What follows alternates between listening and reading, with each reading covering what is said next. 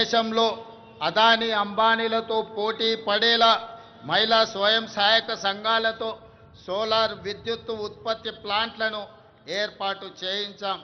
Petrol బంకులు, పాఠశాల నిర్వహణ, యూనిఫామ్ల కుట్టు పనితో పాటు మహిళా శక్తి క్యాంటీన్లను నిర్వహించేలా మహిళలను ప్రోత్సహిస్తున్నాం. తాము తయారు చేసిన ఉత్పత్తులను విక్రయించేందుకు అంతర్జాతీయ మార్కెట్లో మహిళా సంఘాలు పోటీ పడేలా హైటెక్ సిటీ పక్కన శిల్పారామంలో 100 ఇందిరా మహిళా శక్తి స్టాళ్లను ఏర్పాటు చేసి వాళ్ళు ఉత్పత్తి చేసిన వస్తువులను ప్రపంచ దేశాలకు పరిచయం చేసే విధంగా ఈనాడు వేదికను పరిచయం చేశాం. ఇందిరా మహిళా శక్తి సంఘాలకు ఆర్టీసీ బస్సుల్లో మహిళలకు ఉచిత బస్సు ప్రయాణం సౌకర్యం కల్పించడమే కాదు, ఆ బస్సులకు వారిని యజమానులను చేశాం. ఈనాడు ఆర్టీసీ ప్రైవేటులో ఏదైతే వ్యాపార సంస్థల నుంచి ఒప్పందాలు చేసుకొని బస్సుల నిర్వహణను ఏర్పాటు చేస్తున్నారో ఆ బస్సులను మహిళా సంఘాలతో కొనుగోలు చేయించి ఇప్పటికే 150 బస్సులను ఇవ్వడం జరిగింది.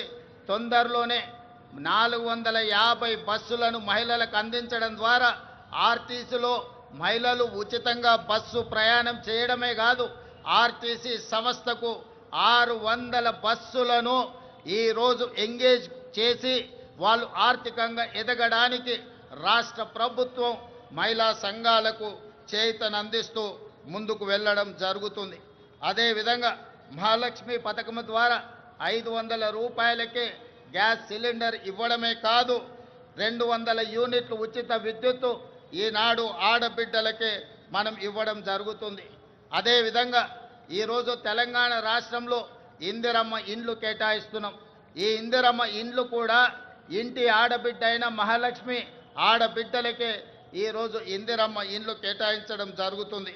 అదేవిధంగా రాష్ట్రంలో స్వయం సహాయక సంఘాల మహిళా సభ్యులకు క్యూఆర్ కోడ్తో కూడిన ప్రత్యేక కార్డులు అందజేయాలని నిర్ణయించాం.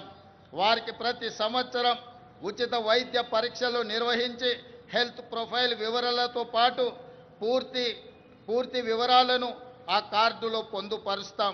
రాష్ట్రంలో మహిళా లక్ష్మిగా మారి సగర్వంగా నిలబడాలనేది మా ప్రజా ప్రభుత్వం యొక్క లక్ష్యం. ఇదే కాదు, ఈనాడు మహిళా సంఘాల సభ్యులు 67 లక్షల మంది మన రాష్ట్రంలో ఉన్నారు.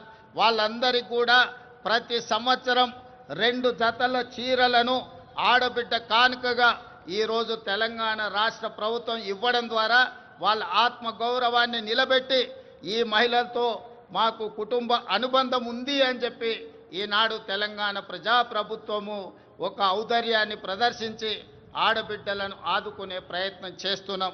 అదేవిధంగా మిత్రులారా, రాష్ట్రానికి రైతే వెన్నెముక, అందుకే రైతు సంక్షేమమే ధ్యేయంగా ప్రజాప్రభుత్వం పనిచేస్తుంది.